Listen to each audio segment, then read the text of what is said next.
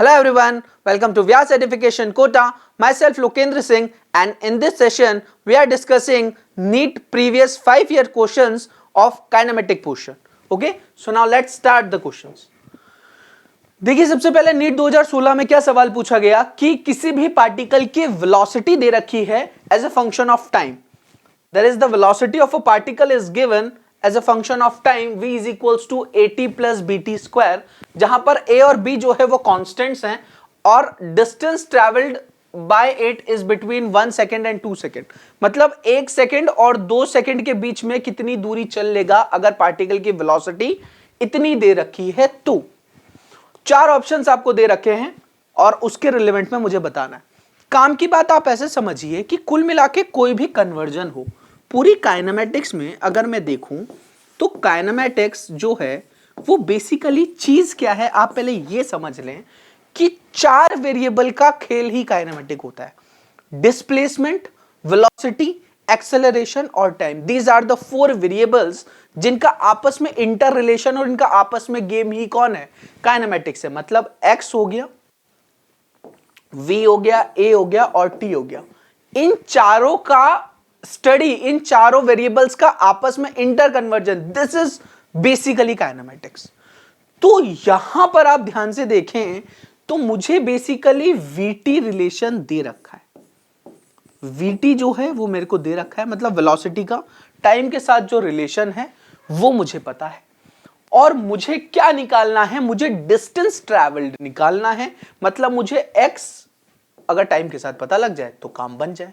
This is calculate. ठीक है क्या. अब सिंपल इंटर कन्वर्जेंस कैसे हैं कि वेलोसिटी जो है वो क्या होता है, वो होता है basically dx by dt.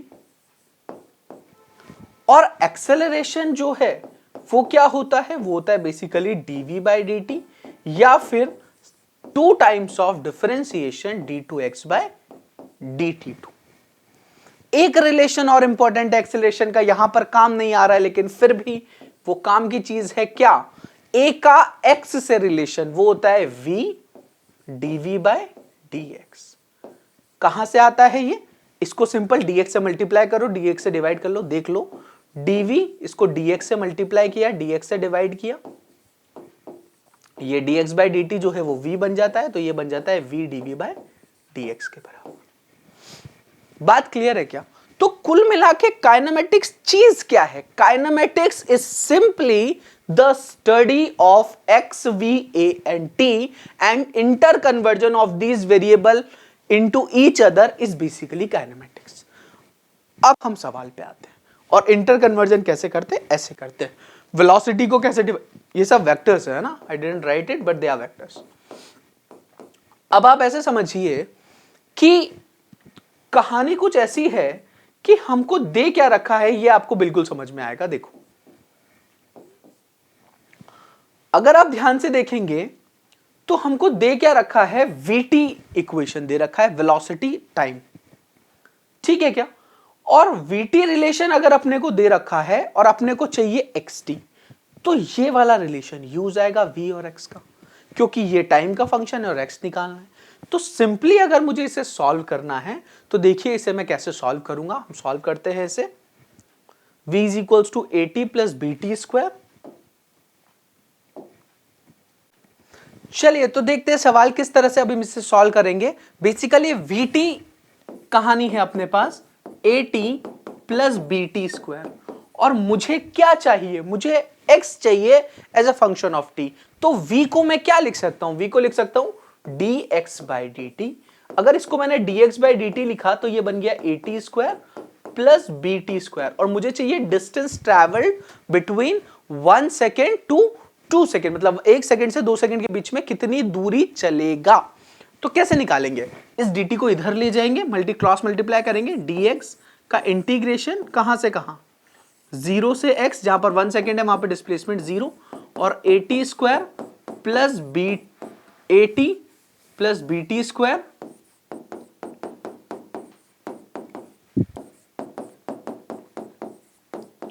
Into dt. इसकी लिमिट कहां से कहां, 1 से 2 तक. तो ये डिस्टेंस आ जाएगा x के बराबर. AT को इंटीग्रेशन करेंगे तो देखो सिंपल से x की पावर n dx का जो इंटीग्रेशन होता है वो होता है x की power n+1 divided by n+1। इस तरह से हम इंटीग्रेशन लगाते हैं और लिमिट्स अगर अपने को लगानी है, जैसे मान लो ये है, लिमिट्स अगर अपने को सॉल्व करनी होती है तो फाइनल माइनस इनिशियल करते हैं। ठीक है क्या, जैसे मान लो ये a से b है तो इसको सॉल्व कैसे करते हैं, लिमिट्स लगाते हैं a से b, सबसे पहले पुट करते हैं फाइनल, दैट इज b की power n+1 divided by n+1 minus a की power n+1 divided by n+1। This is the solution of this. ये बेसिकली इंटीग्रेशन का फॉर्मूला है, इस तरह से इंटीग्रेशन सॉल्व किया जाता है।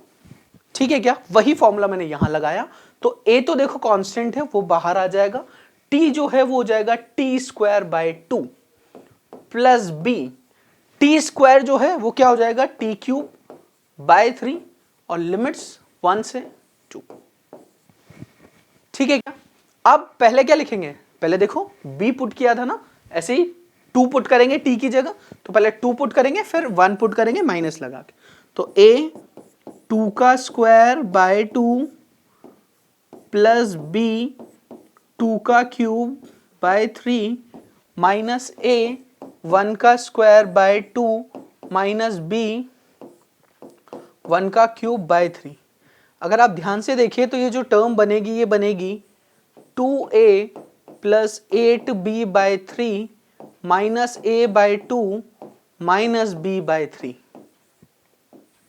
ठीक है क्या, so this comes out to be, this turns out to be 3a/2 plus 7b/3। The correct option is D option. इस तरह से बेसिकली सॉल्व करना था। कुल मिला के काइनेमेटिक्स मतलब क्या, पूरा खेल किस किस का, वेरिएबल्स का, कौन कौन से variable, distance, displacement, velocity, acceleration और टाइम, इन वेरिएबल का आपस में इंटरकन्वर्जन ही क्या होता है, काइनेमेटिक्स होता है। और इस तरह से हम सॉल्व कर सकते हैं। v से ये कौन सा कन्वर्जन था, बेसिकली हमने किया ये vt से xt कन्वर्जन, vt से xt conversion, this is how you have to operate. एक बार अच्छे से आप इसे नोट कर लीजिए, फिर इसका प्रिंटेड सॉल्यूशन मैं आपको दिखाता हूं। देखिए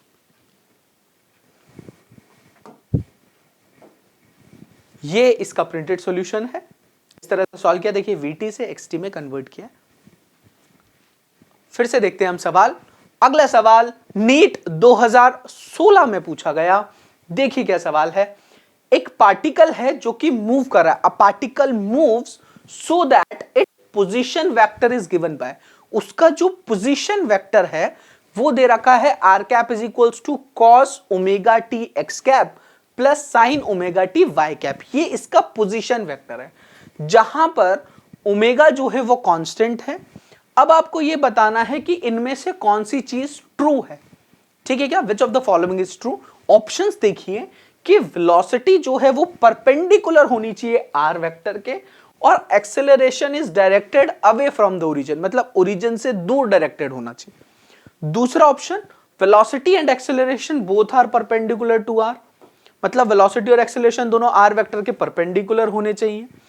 तीसरा ऑप्शन है कि velocity acceleration both are parallel to r, मतलब वेलोसिटी और एक्सेलरेशन दोनों क्या होने चाहिए, r के पैरेलल होने चाहिए, और velocity is perpendicular to r और एक्सेलरेशन ओरिजिन की तरफ डायरेक्टेड होना चाहिए।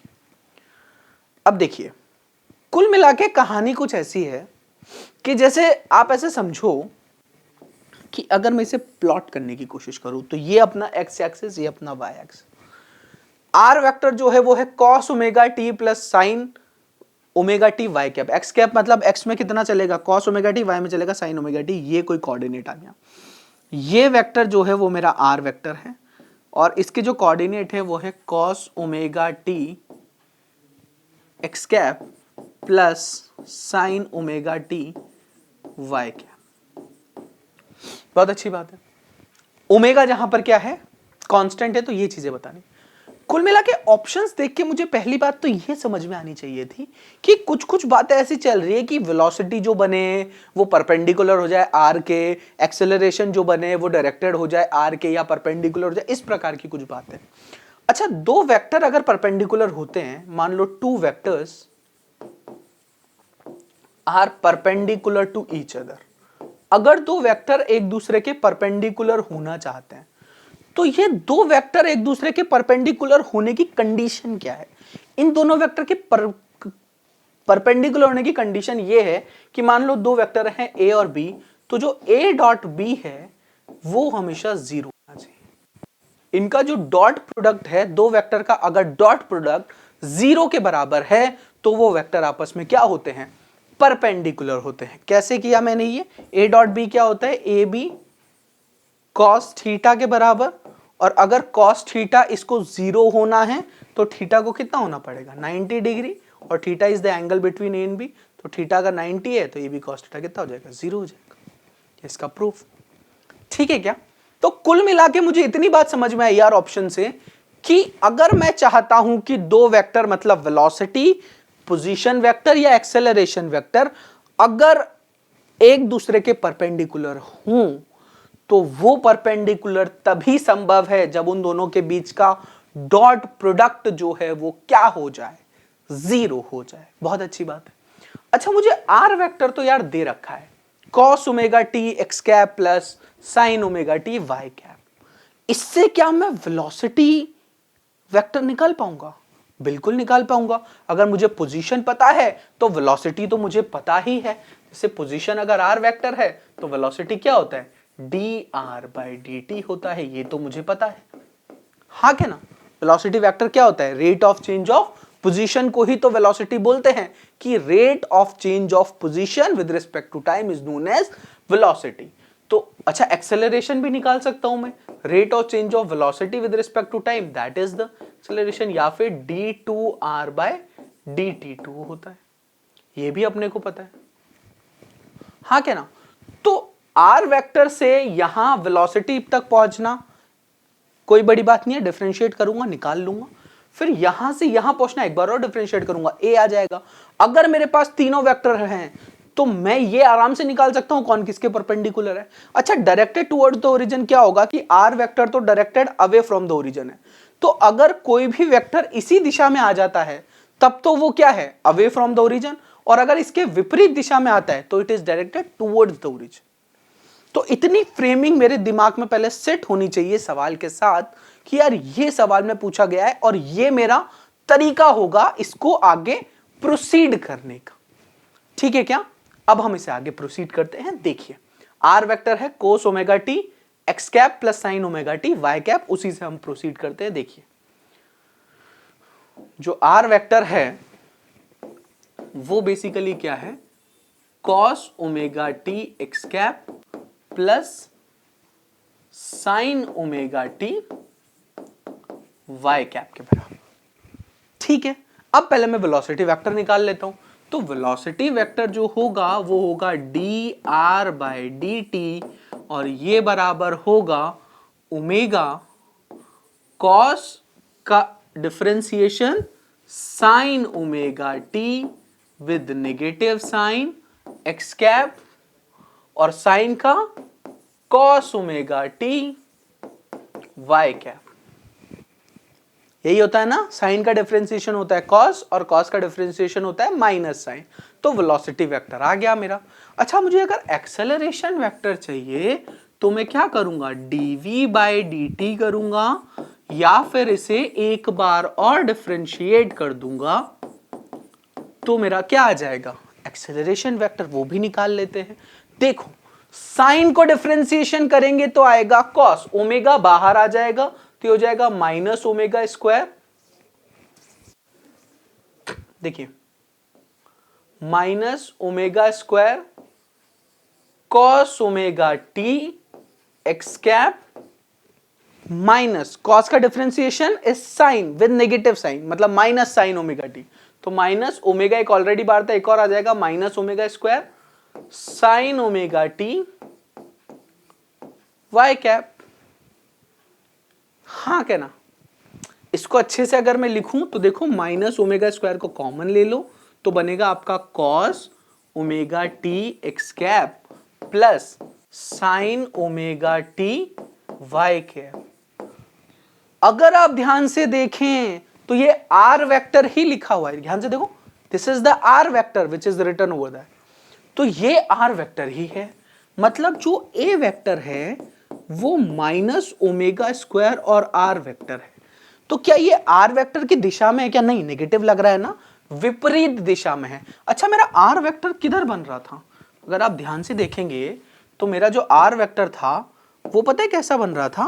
वो आर वेक्टर कुछ इस प्रकार का बन रहा था, देखो ये ऐसा है ना, ये कौन सा था? ये cos omega t x cap, मतलब cos omega T coma sign omega T, ये कोऑर्डिनेट्स थे इसके। तो अगर कोई माइनस आर वेक्टर है तो माइनस आर वेक्टर का डायरेक्शन क्या होगा? Towards the origin. तो माइनस आर वेक्टर जो है वो किधर बनेगा? देखो, अगर माइनस आर वेक्टर बनाना है तो आप ऐसा बनाएंगे, इस प्रकार का। तो ये एक्सेलरेशन वेक्टर हो जाएगा which is minus omega square r vector. ठीक है क्या? तो ये किधर आया? टुवर्ड्स द ओरिजिन, मतलब एक्सेलरेशन जो है वो तो टुवर्ड्स द ओरिजिन ही आया है। बहुत अच्छी बात है। अच्छा, अब ये देख लेते हैं यार कि ये परपेंडिकुलर्स का क्या खेल है, ये आपस में परपेंडिकुलर हैं कि नहीं है। तो अगर इनका मुझे परपेंडिकुलर चेक करना है तो परपेंडिकुलर में कैसे चेक करूंगा? ध्यान से देखिएगा कि अगर, समझना बात को, है ना, कि दो वेक्टर परपेंडिकुलर तब हो सकते हैं जब दोनों के बीच का डॉट प्रोडक्ट जीरो।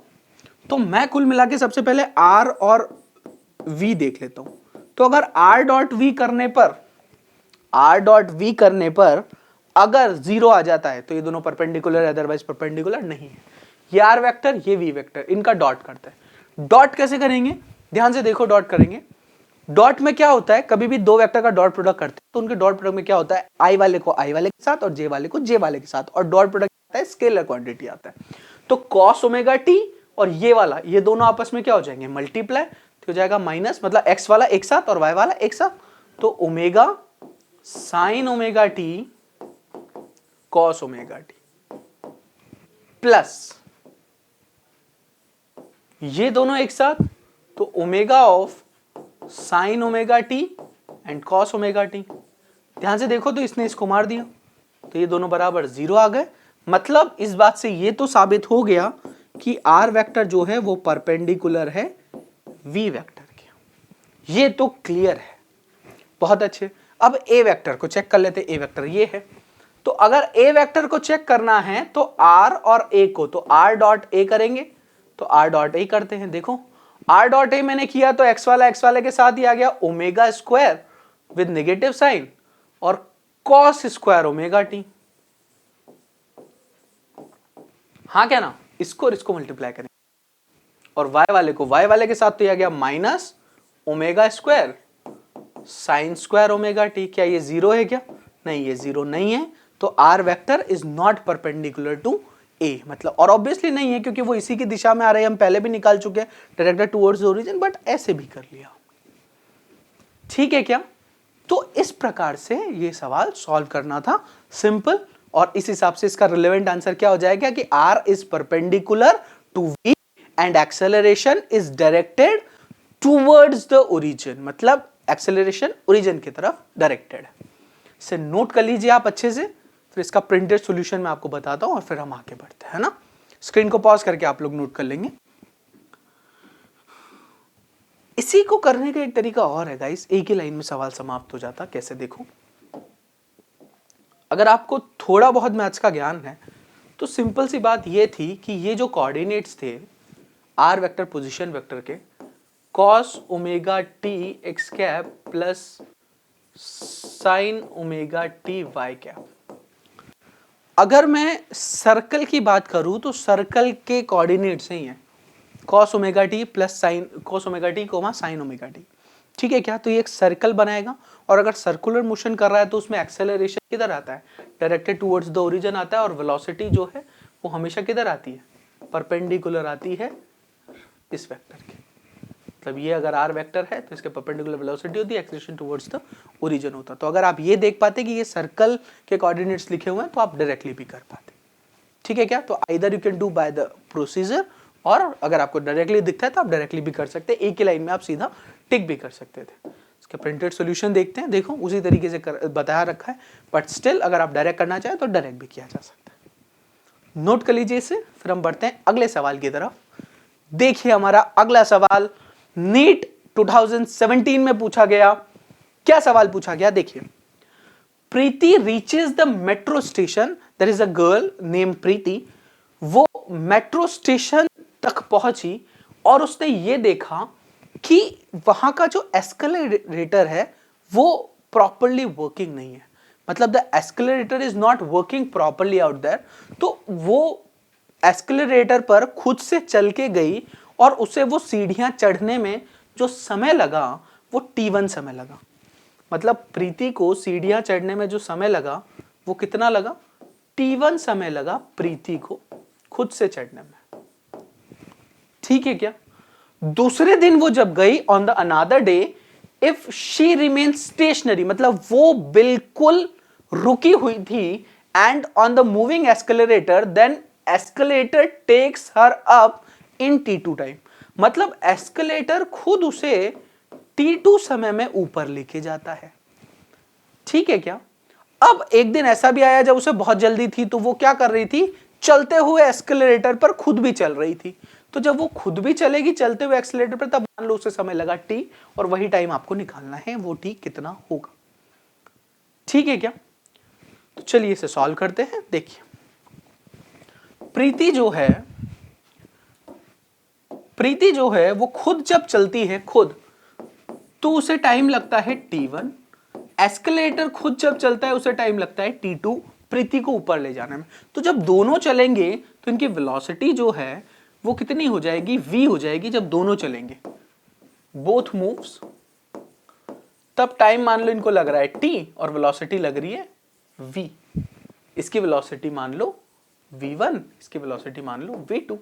तो v इज इक्वल्स टू क्या हो जाएगा, v1 प्लस v2। ऑब्वियसली उसी दिशा में जाएगा तो जल्दी पहुंचेगा। तो ये जो v है ये हो जाएगा, टोटल डिस्टेंस तो सेम ही ट्रैवल करेंगे ना भाई, सीढ़ियां तो बराबर ही चढ़ेंगे।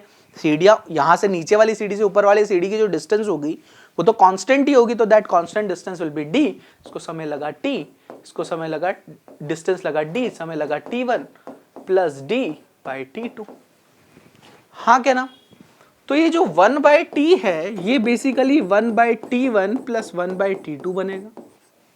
तो जो t है वो basically T1 T2 divided by T1 plus T2। इतना समय लगेगा प्रीति को जब वो सीढ़ियां चढ़ेगी। कब? जब एस्केलेटर खुद भी मूव कर रहा होगा। सिंपल सवाल।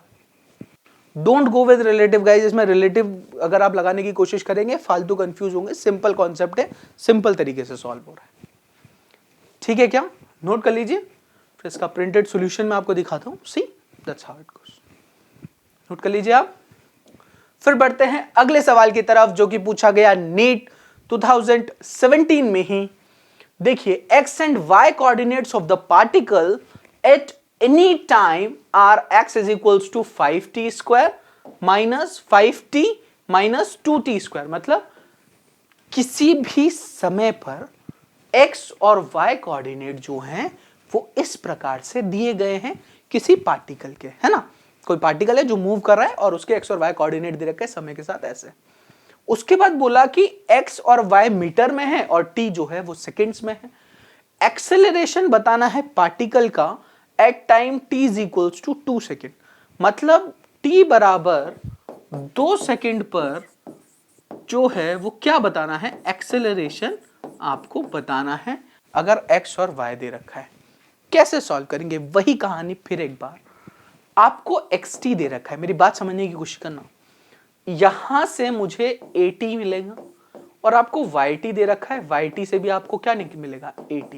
अब xt से at जाने का क्या तरीका है, xt को एक बार डिफरेंशिएट करो तो v आ जाएगा dx बाई dt, तो आपको यहां से मिल जाएगा vt। फिर vt को वापस एक बार डिफरेंशिएट करेंगे तो आपको मिल जाएगा acceleration is equals to dv by dt, that is equals to at। ये कौन सा at है, x वाला, मतलब ये आपको ax मिलेगा और ये vx होगा, है ना? ऐसे ही सेम कहानी आपको yt के साथ करनी होगी। एक बार डिफरेंशिएट करोगे तो आपको vy मिलेगा विच इज dy/dt, ये मिल गया आपको vy इंटू टी vx। और इसको एक बार और डिफरेंशिएट करोगे तो आपको मिलेगा ay that is equals to d of vy/dt that is 80। बात समझ में आई क्या? इस प्रकार से कहानियां लिखी जाएगी। अब अपने को काम यही करना है और प्रोसीड कर देंगे, सीधा सॉल्व करेंगे, वैल्यूज पुट करेंगे, काम खत्म हो जाएगा। और समय कितना है? 2 सेकंड। तो एक्सेलरेशन निकाल के 2 सेकंड निकाल लेंगे और जो ए नेट बचेगा वो ए नेट क्या हो जाएगा final? Under root of ax square plus ay square. पूरा कॉन्सेप्ट यही है। The whole concept behind the question is this. ठीक है क्या? चलिए अब सॉल्यूशन देखते हैं इसका। x is equals to 5t minus 2t square and y is equals to 10t।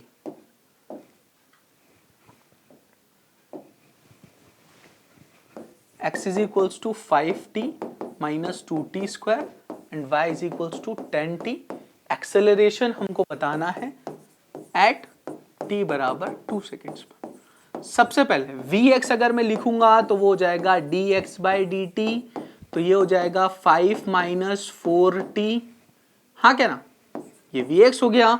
ऐसे ही y का लिखूंगा तो क्या लिखूंगा? vy is equals to dy/dt। vy is equals to dy/dt, that comes out to be vy कितना आ जाएगा? 10 आ जाएगा। अच्छा अभी ax अगर मुझे लिखना है तो ax कितना आ जाएगा? बोलना पड़ेगा आपको d of vx/dt, तो ये आ जाएगा -4 और d of ay जो है that comes out to be d of vy/dt, that comes out to be 0, क्योंकि कांस्टेंट का डिफरेंशिएशन 0 होता है। बहुत अच्छे। तो ax का वैल्यू आ गया -4, ay का वैल्यू आ गया 0, तो a नेट जो है वो आ जाएगा under root of ax square plus ay square. अगर इनको करेंगे तो अंडर रूट ऑफ -4 का होल स्क्वायर प्लस 0 का स्क्वायर। तो नेट एक्सेलरेशन जो आ जाएगा हो जाएगा 4 मीटर पर सेकेंड स्क्वायर, या फिर सीधा ही आप ax के बराबर ही लिख सकते हैं क्योंकि ay 0 है। माइनस ओनली इंडिकेट्स डायरेक्शन, तो वो नेगेटिव तो नेगेटिव रहेगा। ठीक है, इस तरह से आपको सॉल्व करना था। नोट कर लीजिए इसे, फिर देखते हैं इसका printed solution. Here it goes, ax के बराबर, क्योंकि ay क्या आ गया? 0 के बराबर आ गया ऑब्वियसली। देखिए under root of ax square plus ay square, ये a नेट है। अगर इसमें मैं ay को 0 पुट कर दूंगा तो a नेट जो है वो कितना आ जाएगा? Under root of ax square plus 0 का स्क्वायर, तो 0 ही, तो ये कितना आ गया? ax के बराबर। तो a नेट जो है वो किसके बराबर आ गया? ax के, एंड देन दिस कॉपीज। ठीक है क्या? So this is how we have to proceed. अच्छे से आप इसे नोट कर लीजिए। हम डिस्कस कर रहे हैं NEET previous 5 years kinematic section, और उसी में अगला सवाल देखते हैं जो कि पूछा गया नीट 2018 में, मतलब 2018 में सवाल पूछा गया। A toy car with charge Q moves on a horizontal frictionless plane surface under the influence of a uniform electric field E। अब मैं ये कह रहा हूं कि सवाल की लैंग्वेज हो सकता है बहुत कॉम्प्लिकेटेड हो, लेकिन इसका कोई ये मतलब नहीं है कि आपको बहुत कॉम्प्लिकेटेड लगे या आपको बहुत ज्यादा कुछ इलेक्ट्रिक फील्ड का ज्ञान होना चाहिए या ये। अगर आप अच्छे से सवाल पढ़ेंगे तो आपको वैसे ही समझ आ जाएगा कि ये सिर्फ कहानी बनाने के लिए बोला गया है, उसने पूरी बात अपने आप ही बोल दी है। मतलब अगर आपको इसमें इलेक्ट्रोस्टैट नहीं भी आता है तो भी आप ये सवाल कर ले जाएंगे, कोई बड़ी बात नहीं है। देखिए मेरा कहने का ये मतलब है कि इसने ये बोला है कि एक टॉय कार है, अपन ड्रॉ करते चलते हैं ना, एक टॉय कार बनाते हैं। So this is our toy car, okay, जो कि मूव कर रही है, जिसका चार्ज Q है, और वो मूव कर रही है एक हॉरिजॉन्टल फ्रिक्शनलेस सरफेस पर। हॉरिजॉन्टल फ्रिक्शनलेस सरफेस है जिस पर ये कार मूव कर रही है। फिर बोला गया कि due to the force QE its velocity increases from 0 to 6। अब ये यूनिफॉर्म इलेक्ट्रिक फील्ड इधर जो E लगा रखी है, इसकी वजह से इस पर फोर्स जो लग रहा है वो बेसिकली कितना लग रहा है, QE। तो इसका एक्सेलरेशन कितना होगा, QE by m, F by m force होता है ना, तो एक्सेलरेशन QE by m है। स्टार्टिंग में ये रेस्ट पर थी और रेस्ट से शुरू हुई और इसकी वेलोसिटी देखो 0 से 6 मीटर पर सेकेंड वेलोसिटी हो गई, है ना। और इतना होने में इसको 1 सेकेंड लगा। इधर देखिए 0 से 6 metre per second in 1 second, मतलब ये पूरी कहानी 1 सेकेंड में हो गई। क्लियर है क्या? ये पूरी कहानी कितने में हो गई है, 1 सेकेंड में हो गई है। एट दैट इंस्टेंट, मतलब उसी क्षण जो फील्ड है उसकी डायरेक्शन रिवर्स कर दी।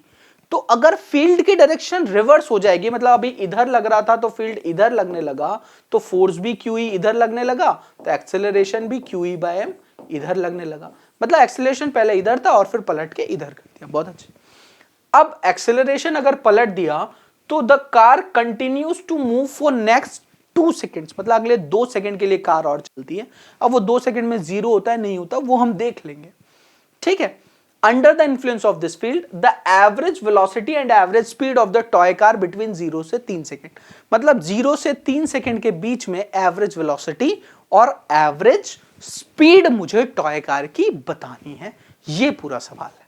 मैं एक बार फिर से आपके लिए सवाल समराइज करता हूं, आपको अच्छा लगेगा। देखो, एक टॉय कार है जिसका चार्ज Q है, उसे एक इलेक्ट्रिक फील्ड में रखा गया और इन्होंने ऐसा बता दिया कि उस इलेक्ट्रिक फील्ड की वजह से जो फोर्स लगता है वो QE लगता है, मतलब फील्ड की डायरेक्शन में लगता है और उसका मैग्नीट्यूड QE होता है।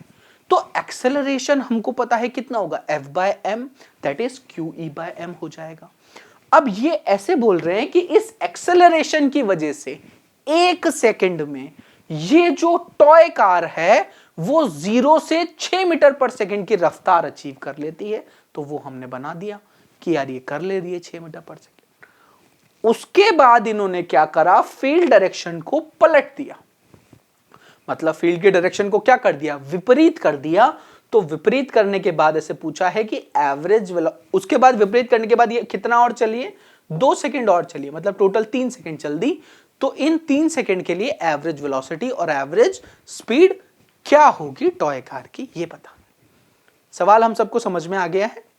अब इसके सॉल्यूशन की तरफ बढ़ते हैं। देखिए सिचुएशन बिल्कुल क्लियर है। क्या सिचुएशन है कि वही अपना टॉय कार है जो कि इलेक्ट्रिक फील्ड के इन्फ्लुएंस में चल रहा है, तो फोर्स लग रहा है QE, एक्सेलरेशन हो गया QE by m और 1 सेकेंड पर उसकी रफ्तार जो है वो 0 से और कितनी हो गई है, 6 मीटर पर सेकेंड। उसके बाद अगले 2 सेकेंड के लिए हमको बताना है एवरेज वेलोसिटी और एवरेज स्पीड कितनी होगी। सबसे पहली बात तो आपको ये पता होना चाहिए, ये सिंबल जो होता है वो एवरेज का होता है गाइस। ऐसा जो सिंबल हम बनाते हैं, इस प्रकार का सिंबल, अगर ऐसे ब्रैकेट में स्पीड लिखा हुआ है तो इसका मतलब एवरेज स्पीड है। स्पीड, एवरेज स्पीड कितना होता है, एवरेज स्पीड बेसिकली होता है total distance upon total time. हाँ क्या ना, ऐसे होता है एवरेज स्पीड। और अगर एवरेज वेलोसिटी की मैं बात करूं तो एवरेज वेलोसिटी मेरा होता है total displacement divided by total time interval.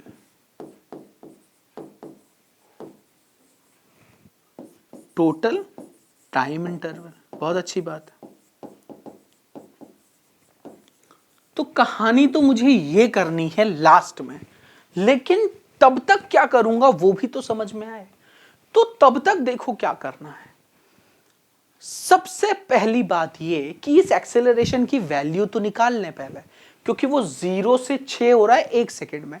तो पहली कंडीशन में, फर्स्ट कंडीशन में, जब इलेक्ट्रिक फील्ड इस डायरेक्शन में थी तब v जो है, तब u मेरा था 0, v मेरा था 6 और a मुझे निकालना है और टाइम दे रखा था 1 सेकेंड।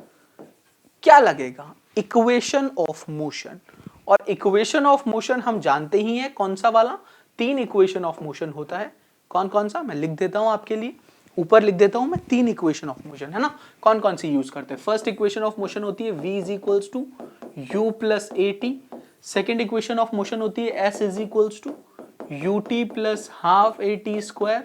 और थर्ड इक्वेशन ऑफ मोशन होती है v स्क्वायर बराबर यू स्क्वायर प्लस 2as, जहां पर symbols have their usual meaning. v is the final velocity, u is the initial velocity, a is the acceleration, t is time. ठीक है क्या? तो यहां पर कौन सी यूज करूं? पहली से ही काम चल जाएगा यार। v का वैल्यू 6 है, u का value 0 plus a into T. क्या आपको मेरी बात समझ में आई? तो a का वैल्यू कितना आ जाएगा? 6 मीटर पर सेकेंड स्क्वायर।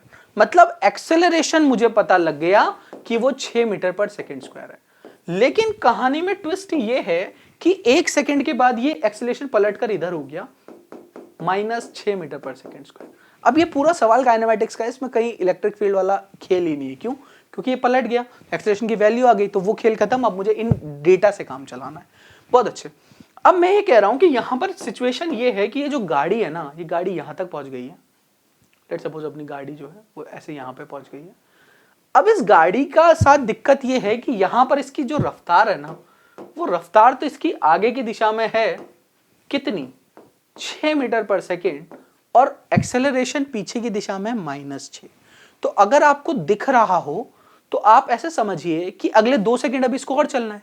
तो अगले 2 सेकंड में कहीं ये 0 तो नहीं हो जा रहा, क्योंकि मुझे डिस्टेंस निकालना पड़ेगा सबका सेपरेट सेपरेट। तो सबसे पहले यहां से यहां का डिस्टेंस तो मैं निकाल लेता हूं, उसके बाद ये वाली बात करते हैं ना। तो पहले मैं निकाल लेता हूं S1, जो यहां से यहां की डिस्टेंस। तो वो जो S1 होगा वो होगा ut plus half AT square. हाँ क्या ना? u का वैल्यू है 0, तो ये टर्म हो जाएगी 0। हाफ a का वैल्यू है 6, t स्क्वायर मतलब 1 का स्क्वायर, तो S1 का वैल्यू जो आ जाएगा वो आ जाएगा 3 मीटर के बराबर। S1 जो है वो कितना आ गया? 3 मीटर। बहुत अच्छे। ये मैं मिटाऊंगा, तो अगर आपको ये लिखना है तो आप लिख लीजिए, I have to rub this. Okay, तो आप ये समझिए कि ये कहानी तो हो गई मेरी किसकी? पहली वाली जर्नी की, कि पहले क्या होगा। इसके बाद क्या कहानी है कि अब सिचुएशन है सेकंड सिचुएशन। सेकंड सिचुएशन में इलेक्ट्रिक फील्ड मैंने बदल दी है, और अगर मैंने इलेक्ट्रिक फील्ड बदल दी है तो उस बदली हुई इलेक्ट्रिक फील्ड में u का वैल्यू हो गया है अभी 6 मीटर पर सेकंड। मैं इसको पॉजिटिव ले रहा हूं ना, इधर की दिशा को मैंने हमेशा पॉजिटिव लिया, और a जो है वो मेरा -6 मीटर पर सेकंड स्क्वायर हो गया। बात समझ में आ रही है क्या? तो कितने समय में इसकी रफ्तार 0 हो जाएगी? ऐसा भी तो हो सकता है कि वो 2 सेकंड के पहले ही 0 हो जा रहा हो, तो वो रफ्तार निकाल लेते, कितने टाइम निकाल लेते। तो v is equals to u plus a t. v की वैल्यू कितनी? 0, तो वो टाइम बताओ। तो यही इक्वेशन लगेगी, 0 बराबर 6 माइनस 6 इंटू टी, तो t का वैल्यू आ गया 1 सेकेंड। मतलब इसके बाद 1 सेकेंड और जब ये चलेगा तब रफ्तार 0 हो जाएगी। अब समय कितना? यहां पर समय हो गया 2 सेकेंड, और यहां तक चलकर ये कितना आ गया? 0। यहां का डिस्प्लेसमेंट S2 हो जाएगा। तो यहां तक S1 चला, फिर वापस चला इधर S2, जब ये रफ्तार हो गई 0। अब 0 के बाद ये गाड़ी किधर मुड़ जाएगी? ऐसे जाएगी और फिर ऐसे मुड़ जाएगी। लेकिन यहां तक के डिस्प्लेसमेंट तो पता लगे, तो यहां तक का डिस्प्लेसमेंट हो जाएगा ut plus half AT square. u का वैल्यू हो जाएगा मेरा 6, t का वैल्यू हो जाएगा मेरा 1, माइनस 1/2 इंटू 6। माइनस क्यों लिखा? एक्सेलरेशन नेगेटिव है, 1 का स्क्वायर, तो ये हो जाएगा 6 माइनस 3, दैट इज 3 मीटर। तो S2 भी कितना आ गया? 3। अब है तीसरी सिचुएशन, सिचुएशन थर्ड। तो थर्ड सिचुएशन में क्या होगा कि गाड़ी जो है वो यहां से पलटकर इधर आएगी, और इस डिस्प्लेसमेंट को मैं बोलूंगा S3, जब हो जाएगा 3 सेकेंड। अब 3 सेकेंड में वो फिर से कितना चल लेगी ये भी निकालना है मुझे। बहुत अच्छे। तो अब कहानी कुछ ऐसी है कि इनिशियल वेलोसिटी तो 0 हो गई, वहां की बात कर रहा हूं मैं, इस पॉइंट की। ये थर्ड है ना, ये सेकेंड था, सेकेंड सिचुएशन, और ये फर्स्ट सिचुएशन। तो थर्ड में u की वैल्यू अभी 0 यहां तक आएगा, हाँ क्या ना? तो u 0 है, टाइम 1 सेकेंड और चलना है मुझे, 3 सेकेंड तक ये तो निकालना है यार, 1 हो चुका है, 2 हो चुका है, तो 1 सेकेंड और चलाना है। तो उसका डिस्प्लेसमेंट तो मैं सीधा ही लिख दूंगा यार, ut plus half AT square, और a का वैल्यू मुझे पता है अब 6 है। अगर मैं इधर ही आ रहा हूं ना तो 6 अब पॉजिटिव ही है। अगर नेगेटिव लिखना है तो फिर डिस्प्लेसमेंट भी नेगेटिव लिखो, मतलब ये s खुद भी अपने आप में क्या होगा, S3 नेगेटिव होगा अगर उसको पॉजिटिव लिया है तो u तो 0 ही हो गया, माइनस हाफ इंटू 6 इंटू 1 का स्क्वायर, तो ये आ गया 3 मीटर। S3 का वैल्यू भी कितना आ गया, 3 मीटर। बहुत अच्छे, बात समझ में आई क्या आपको? अगर आपको ये पूरी रामायण समझ में आई है तो अब आपके लिए डिस्टेंस और डिस्प्लेसमेंट लिखना कोई बड़ी बात नहीं है। सबसे पहले स्पीड और वेलोसिटी लिखते हैं। एवरेज स्पीड अगर मैं लिखूं तो ये हो जाएगा total distance upon total time, that is mode of S1 plus mode of S2 plus mode of S3 divided by 3। या फिर ऐसे लिखो ही मत, सीधा यहां से नापो। डिस्टेंस मतलब पूरा चला 3 3 और 3 कितना हो गया, 9, तो 9/3 that is 3 metre per second. और अगर एवरेज वेलोसिटी की बात करूं तो मैं लिखूंगा डिस्प्लेसमेंट। डिस्प्लेसमेंट क्या है, initial to final. Initial position कौन है मेरी, this is the initial position and this will become the final position. दोनों के बीच का डिस्प्लेसमेंट है 3, तो डिस्प्लेसमेंट हो गया 3, टाइम हो गया 3, तो ये आ गया 1 मीटर पर सेकेंड। मतलब जो एवरेज स्पीड थी वो 3 मीटर पर सेकेंड और average velocity 1 metre per second आ गया। ये मैंने इतना इलैबोरेटेड वे में इसलिए बताया क्योंकि ये बहुत अच्छे से आपको इक्वेशन ऑफ मोशन समझा देगा एक ही सवाल, कि कब ये पॉइंट निकालना जरूरी है, कब जीरो हो रहा है। क्लियर है क्या? सेम सवाल मैं एक तरीके से और कर सकता था, जो कि ग्राफ बनाकर, मतलब स्टार्टिंग में मैं ये पॉइंट निकाल लेता एक्सीलरेशन का, और फिर जब वो एक्सीलरेशन पलट रहा होता तब वेलोसिटी का ग्राफ बना लेता, उसका एरिया लेता, अपने आप डिस्प्लेसमेंट आ जाता। वो भी एक तरीका है, मैं दिखा देता हूं, आप इसे नोट कर ले। सॉल्यूशन में वही है, फिर वो प्रिंटेड सॉल्यूशन में वो दिखा देता हूं मैं आपको। ठीक है क्या? इसे नोट कर लीजिए आप पहले अच्छे से, फिर आगे बढ़ते हैं। देखिए, सबसे पहले हमने क्या करा, एक्सेलरेशन निकाल लिया QE/m से v = u + at निकालकर। उसके बाद हमने vt कर्व बना लिया। अगर मेरे पास v का इक्वेशन है तो मैं v = u + at से स्ट्रेट लाइन की इक्वेशन से बना सकता हूं, जिसका स्लोप क्या हो जाएगा, एक्सेलरेशन। ये देखिए v = u + at, t 1 second, अगले नेक्स्ट सेकेंड के लिए। अच्छा, वेलोसिटी क्या हो जाएगा, डिस्प्लेसमेंट अपॉन टाइम, तो वो हो जाएगा एरिया बाय t। पहले इसका एरिया निकाल लो माइनस इसका एरिया, तो इसका एरिया कितना हो जाएगा 6, इसका एरिया कितना हो जाएगा 3, 6 - 3/1 = 1, दैट इज वेलोसिटी। और स्पीड के लिए जोड़ देंगे दोनों को 3। ठीक है क्या? तो either you can do by that method और you can do by this method, both are correct, but उससे आपको फील ज्यादा अच्छी आएगी, दैट्स व्हाई। बट दोनों मैंने आपको बता दी, नोट कर लीजिए इसे। फिर बढ़ते हैं अगले सवाल की तरफ। यह सवाल है नीट 2019 का, basically a particle moving with velocity v। एक पार्टिकल v वेलोसिटी से मूव कर रहा है और उस पर 3 फोर्सेस लग रहे हैं, P, Q एंड R। इस तरह से 3 फोर्सेस लग रहे हैं, P, Q and R। Vector triangle PQR बन रहा है, velocity of the particle will be, मतलब 3 फोर्सेस PQR लग रहे हैं, उसकी वेलोसिटी क्या होगी, कांस्टेंट रहेगी, change according to the smallest force QR increases decreases. देखो एक सिंपल सी कहानी है, अगर आप देखेंगे तो ये वेक्टर डायग्राम बन रहा है, मतलब तीनों फोर्सेस का जो सम होगा P + R - Q, ये मिलके 0 बन जाएगा। और अगर तीनों वेक्टर का सम मिलकर 0 बन रहा है तो नेट फोर्स बॉडी पर कितना, 0। और नेट फोर्स अगर बॉडी पर 0 तो नेट एक्सेलरेशन 0। और एक्सेलरेशन क्या होता है, rate of change of velocity, मतलब rate of change of velocity with respect to time अगर 0 है तो वेलोसिटी क्या रहेगी, कांस्टेंट रहेगी। कांस्टेंट मतलब क्या होता है, रिमेन्स सेम। तो ऑप्शन ए करेक्ट हो जाएगा। This is how question 6 is gonna operate. अगर नेट फोर्स 0 मतलब नेट एक्सेलरेशन 0 तो वेलोसिटी रिमेन्स कांस्टेंट, ये बता रखा है। नोट कर लीजिए आप इसे भी, इसका प्रिंटेड सॉल्यूशन देखिए इस प्रकार से। वही सेम चीज कि vector sum of all the forces is 0, that means velocity remains same. ये कहानी कहां से आई? Acceleration 0, velocity same. क्यों बोल रहे हैं हम ऐसा?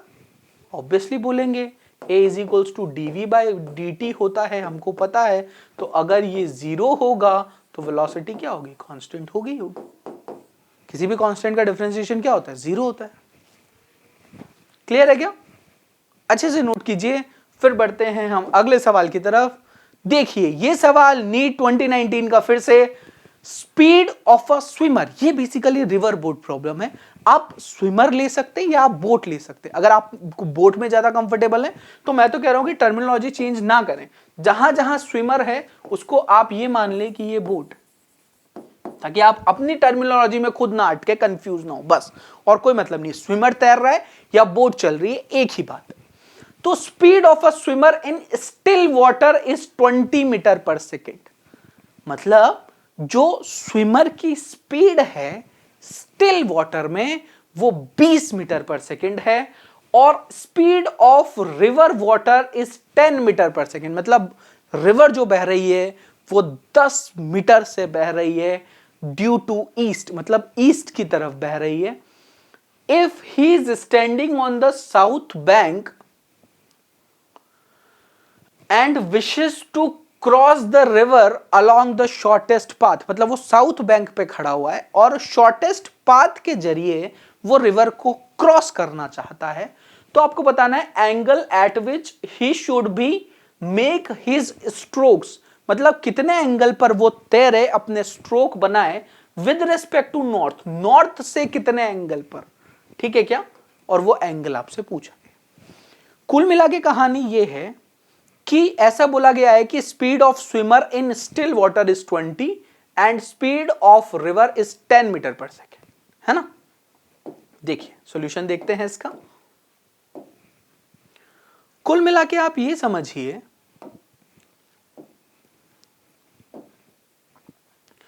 कि अगर ऐसा बोला जाए, आपसे क्या बोला गया है कि स्पीड ऑफ स्विमर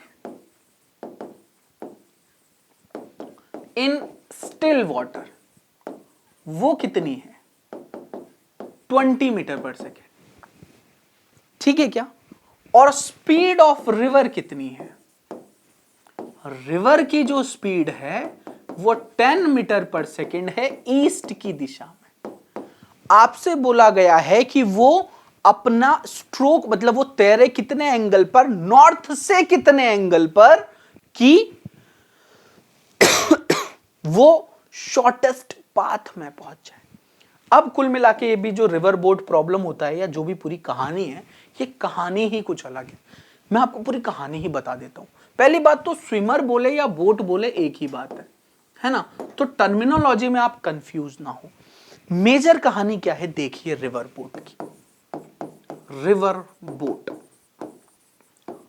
भाई ये अपनी रिवर है, ऐसे बह रही है, this is velocity of river. ठीक है, अब मुझे अपनी बोट चलानी है इस पे, या फिर मुझे तैरना है, जो भी बात है। अगर मैं ये चाहता हूं, दो चीजें जनरली इसमें पूछी जाती है, एक शॉर्टेस्ट पाथ और एक शॉर्टेस्ट डिस्टेंस। इसमें हमसे पूछा है इसने शॉर्टेस्ट पाथ। इसने क्या पूछा? शॉर्टेस्ट पाथ कवर करना चाहिए तो कितना एंगल होगा थीटा, वो बताओ, ये सवाल है। खैर अपन जनरलाइज बात करते हैं। दो बातें पूछी जाती, शॉर्टेस्ट पाथ और शॉर्टेस्ट मिनिमम टाइम। ठीक है, तो मैं आपसे ये कह रहा हूं कि आप मेरी बात ऐसे समझिए कि सबसे पहली बात तो ये जो speed of boat in still water या speed of swimmer in still water होता है, वो होता है velocity of boat with respect to river. तो वो होता है velocity of boat minus velocity of river. ये हमें रिलेटिव से पता है। और इसमें VBR जो होता है इसका मतलब ही यही है, this is the velocity of boat in still water. अगर कभी भी ऐसा दिया हो स्टिल वाटर तो क्या मानेंगे आप हमेशा? Velocity of boat with respect to river ही है वो, मतलब मुझे velocity of boat with respect to river गया है। खैर मैं जनरल बात करना चाह रहा था। अब मैं ये कह रहा हूं कि मैं, मान लो मैं स्विमर हूं या मेरे पास बोट है, अब मैं चलाना चाह रहा हूं और मुझे इधर पहुंचना है कहीं, है ना? तो मैं अपनी बोट को चलाऊंगा। मैं अपनी बोट को चलाऊंगा और मैंने अपनी बोट को चलाया इस प्रकार से, तो आप खुद ही सोचो कि अगर ये वी आर है ना,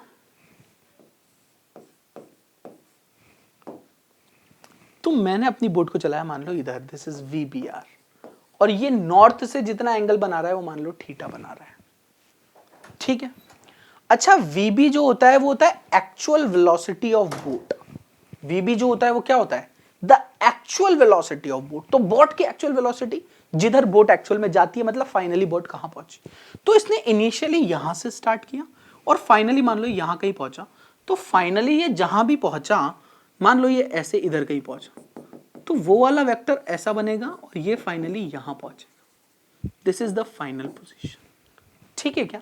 अब दो तीन चीजें जाननी जरूरी है। सबसे पहले तो यहां से अगर स्टार्ट किया, अपोजिट से जस्ट जितनी दूरी पर ये पहुंचता है, इसे बोलते हैं हम ड्रिफ्ट। क्या बोलते हैं इसे? ड्रिफ्ट, और उसको एक्स से रिप्रेजेंट करते हैं, ठीक है क्या। ये एक जनरल सिनेरियो है रिवर बोट का। अब मेरे को सिर्फ इतना सा आपको बताना है कि आप एक बात, मेरी बात ध्यान से समझना है ना, कुल मिला के ये जो खेल है, ये तीन वेक्टर का ही तो खेल है, we B r, v b और वी आर। तो अगर मैं वेक्टर सॉल्व कर लूंगा तो मेरा काम बनेगा कि नहीं बनेगा? बन जाएगा इजीली। तो मैं ये कह रहा हूं कि मान लो कि ये जो रिवर की विड्थ है, वो रिवर की विड्थ डी है। कितनी विड्थ है? डी, मतलब रिवर डी विड्थ की रिवर है। तो अगर ये इसको क्रॉस करना चाह रहा है, तो सबसे पहले क्या करते हैं अपन, इसके वी बी आर के दो कॉम्पोनेंट करते। इधर वाला कॉम्पोनेंट हो जाएगा v B are sine theta, और एक इधर वाला कंपोनेंट हो जाएगा, वो हो जाएगा v B are cos theta. अब मुझे एक बात बताओ कि अगर इसको ये डी दूरी चलना है, तो इसी दिशा की वेलोसिटी तो काम की है, तो मेरे काम की रफ्तार है we B are cos theta. तो इसको जितना समय लगेगा टाइम टू क्रॉस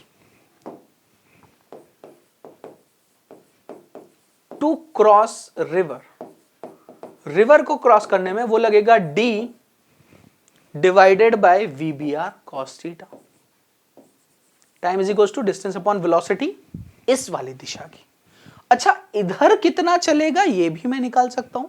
तो ये जो ड्रिफ्ट है मेरी, ये ड्रिफ्ट कितनी आएगी?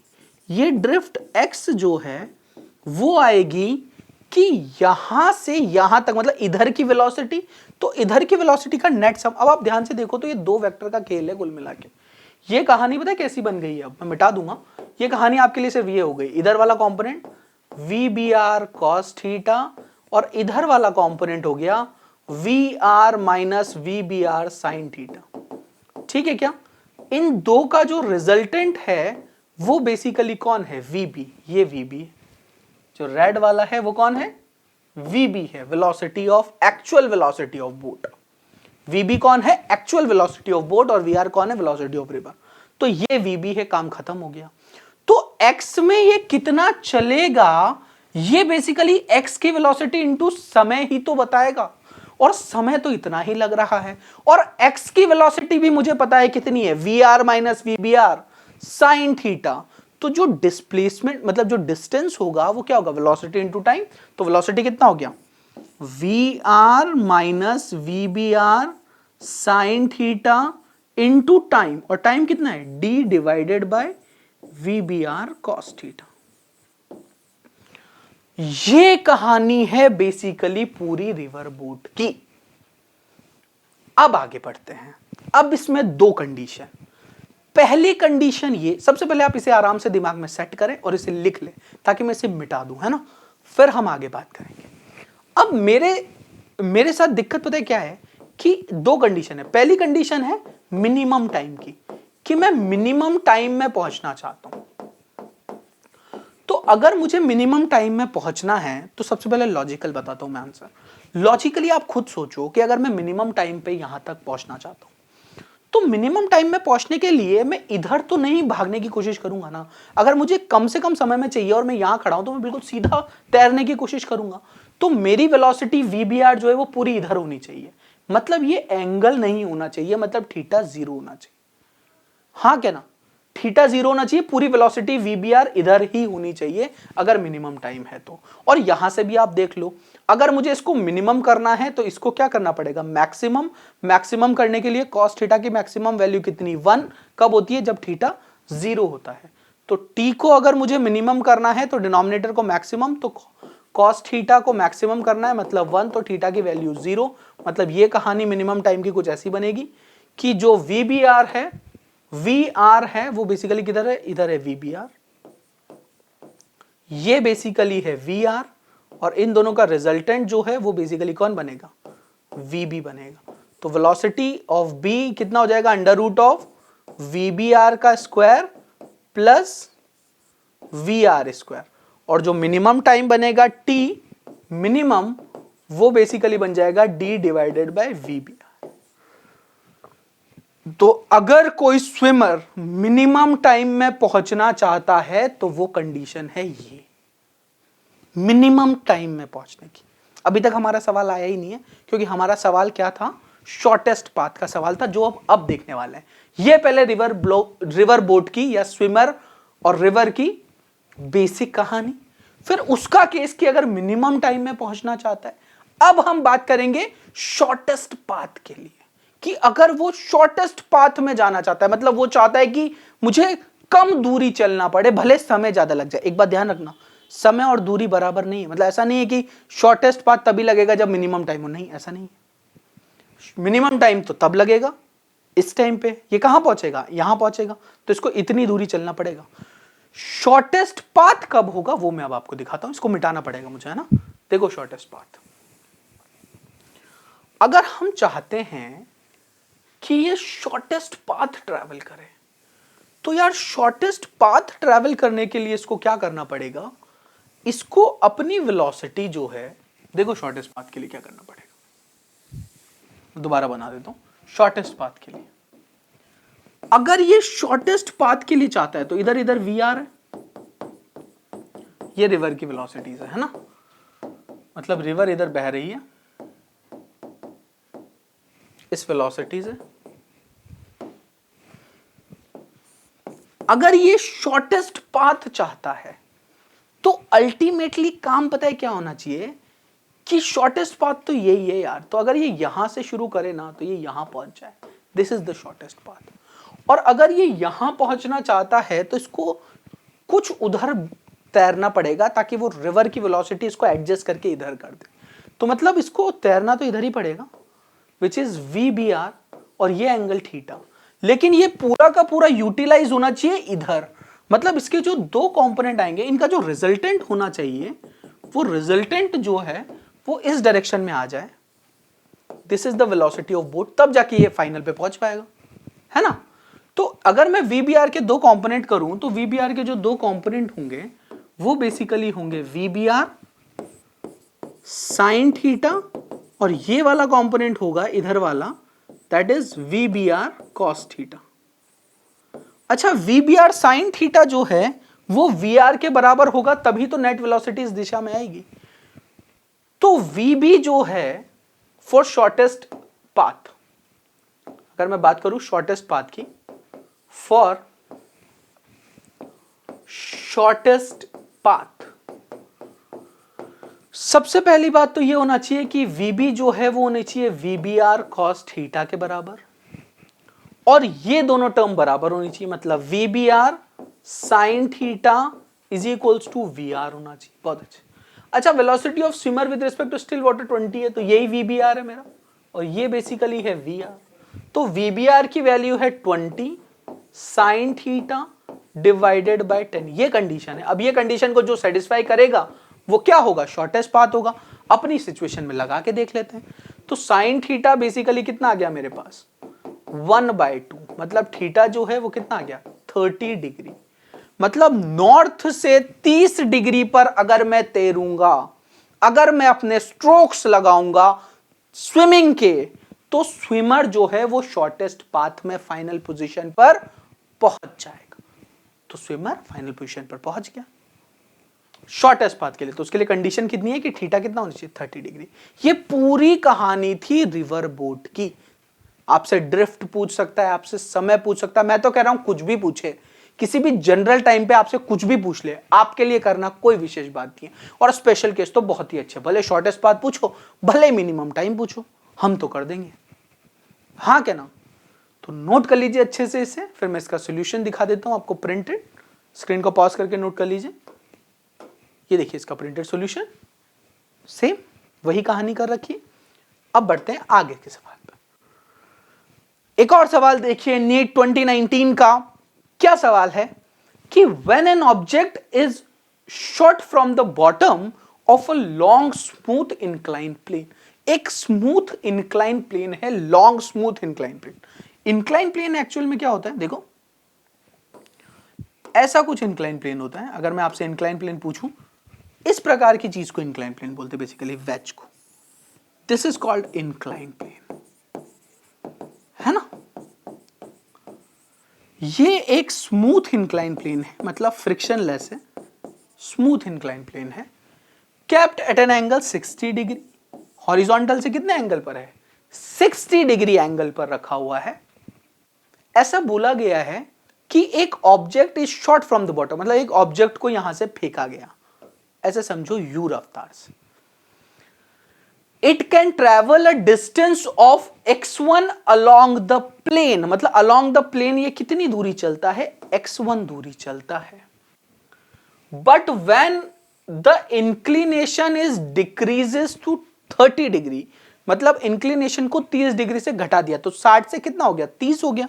तो इंक्लिनेशन को जब 60 से 30 कर दिया, मतलब ये एंगल अभी 30 कर दिया, और यहां से फिर से इसे फेंका गया विद सेम वेलोसिटी, मतलब u से ही शॉर्ट किया गया, तो अब ये जहां जाकर रुका वो दूरी x2 मानी गई। पहले वाली दूरी कितनी मानी गई? x1, और दूसरी वाली दूरी मानी गई x2।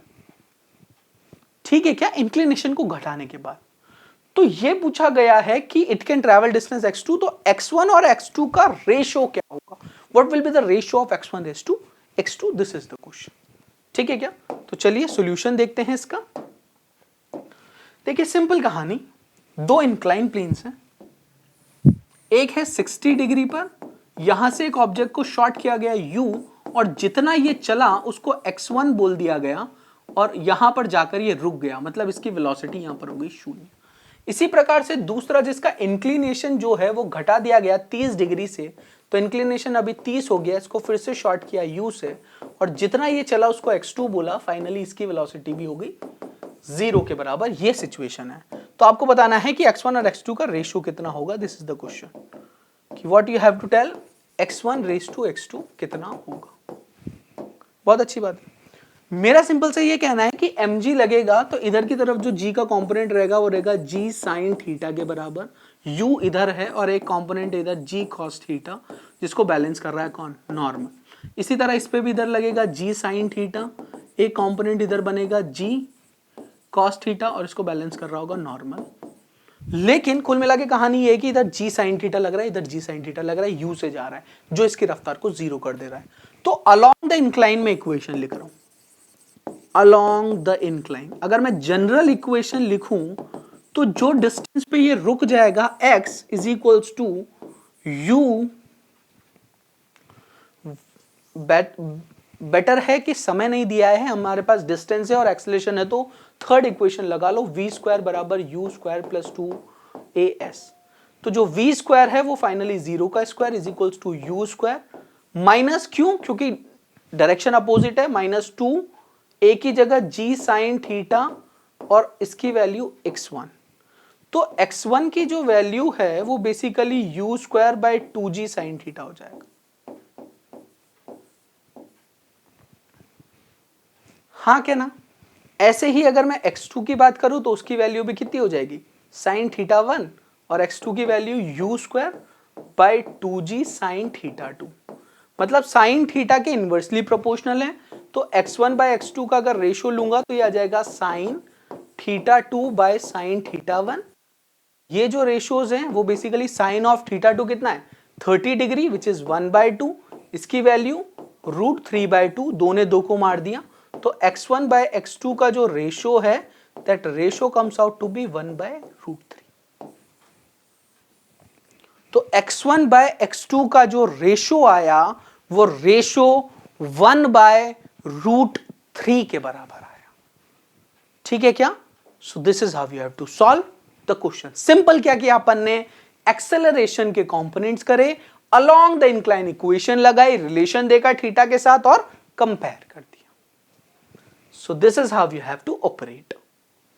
नोट कर लीजिए इसे, फिर इसका प्रिंटेड सॉल्यूशन मैं आपको दिखा देता हूं। देखिए इस प्रकार से सेम वही कहानी की गई एंड सॉल्व कर दिया। ठीक है, so these are the questions of kinematics NEET previous 5 years जो हमने डिस्कस किए। So this is today's session guys. Focus, work hard, thank you.